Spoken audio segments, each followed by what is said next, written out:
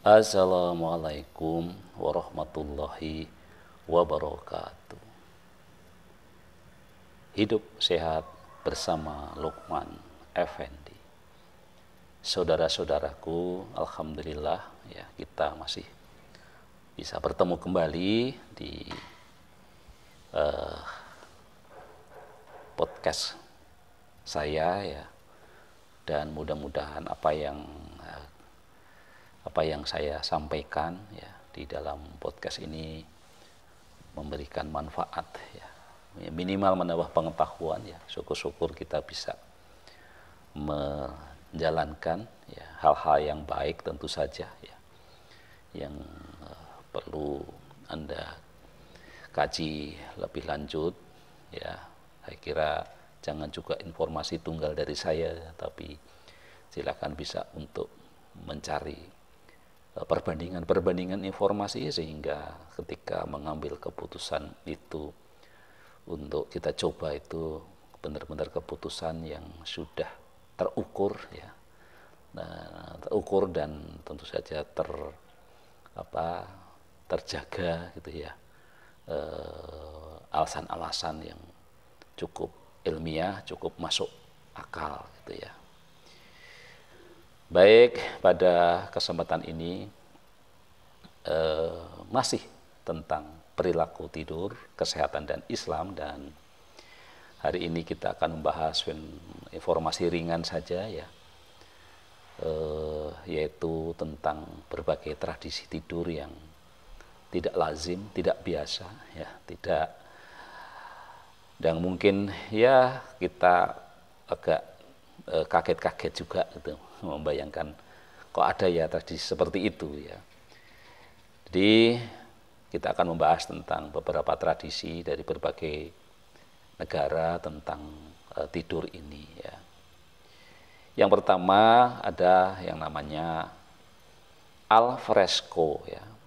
Jangan kaget ketika Anda ke Norwegia dan melihat bayi-bayi di dalam stroller diparkir di luar restoran, sementara orang tua mereka makan di dalam restoran.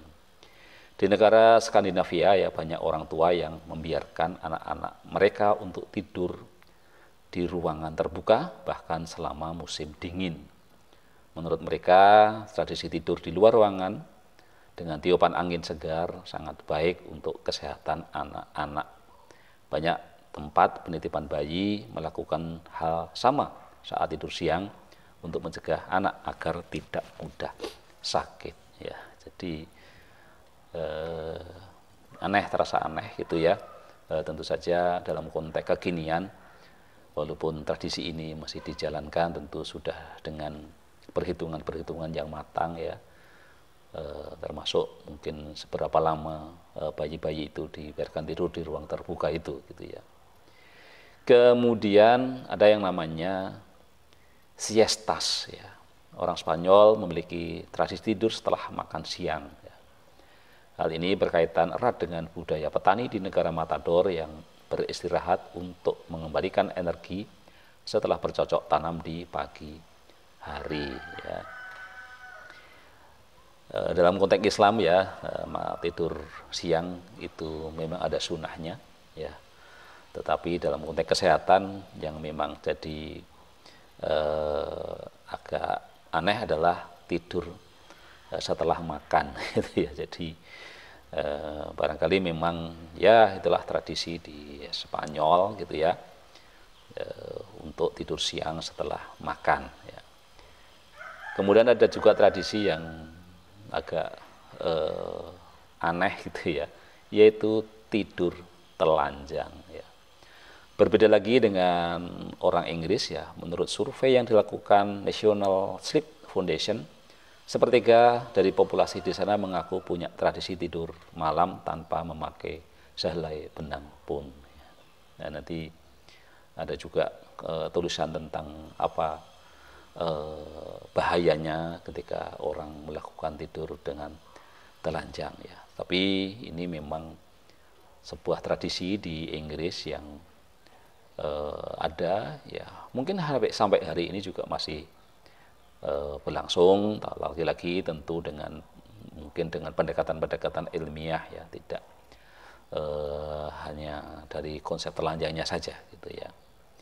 Kemudian ada lagi tradisi tidur, adalah tradisi tidur bersama hewan peliharaan ya. Saya kira di Indonesia sebagian orang juga ada ya, tidur dengan sama kucingnya, sama anjingnya, mungkin dengan sama piaraan yang lain ya. Tapi yang paling banyak kalau di kita memang yang sering mengikuti tidur kita itu adalah kucing ya. Nah, di Amerika Serikat ya sangatlah lazim melihat seseorang itu tidur satu ranjang bersama dengan hewan peliharaan mereka ya. Polling yang dilakukan oleh Harris Poll mendapati 71% masyarakat Amerika membiarkan hewan peliharaannya tidur di atas ranjang. Mayo Clinic mengungkapkan adanya manfaat kesehatan saat seseorang tidur memeluk hewan kesayangan mereka. Tradisi tidur ini membuat pikiran tenang dan kualitas tidur menjadi lebih baik ya. Dan memang tidur dengan binatang ini juga biasanya adalah di negara-negara dengan kehidupan yang individualis ya, sehingga mereka memang banyak sekali bersahabat dengan binatang akhirnya gitu ya. Kemudian satu kebiasaan tidur yang berasal dari Meksiko, yaitu disebutnya sebagai meditas sebelum tidur. Di Meksiko, meditasi atau berdoa sebelum tidur sangatlah biasa. Ya, mereka biasa meluangkan waktu 1 jam sebelum tidur untuk melakukan meditasi, alih-alih menonton televisi atau melihat smartphone.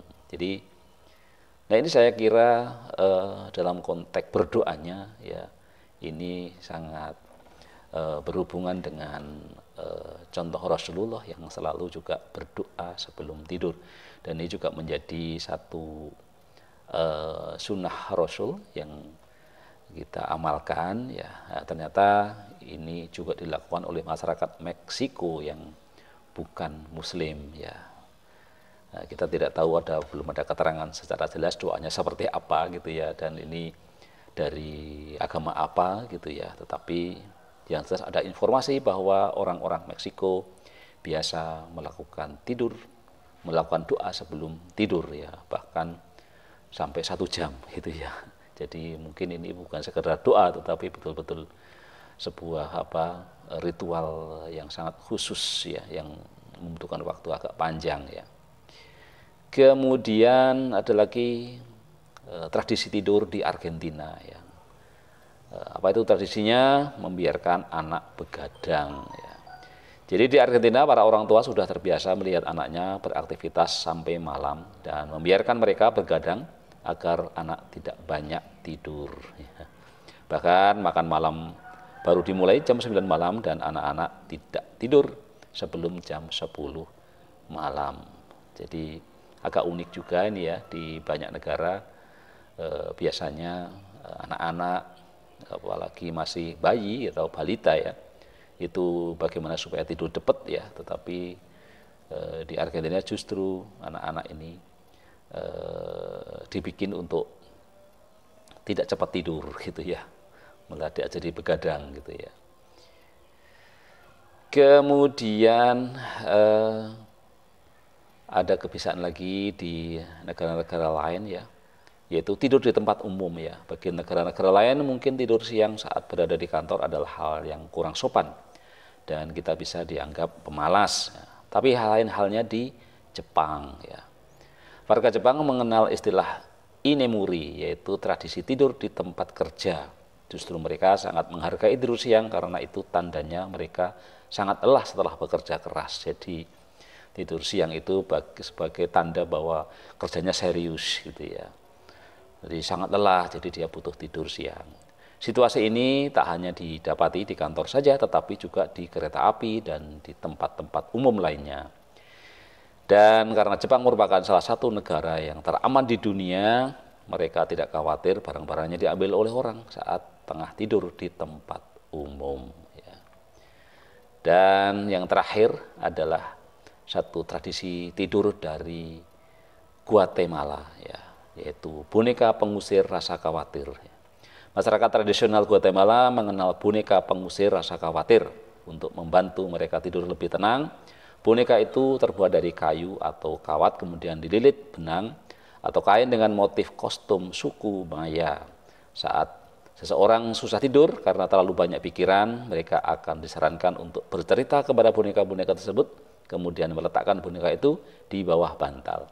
Dijamin mereka tidur nyenyak dan bangun dengan pikiran yang rileks. Jadi itulah beberapa tradisi tentang tidur yang unik, yang mudah-mudahan bisa menambah wawasan kita ya. Beberapa hal saya kira sering ada kesepadanan, tetapi juga beberapa hal sering menjadi lucu dan beberapa hal tentu menjadi barangkali perlu penjelasan-penjelasan tentang kesehatannya.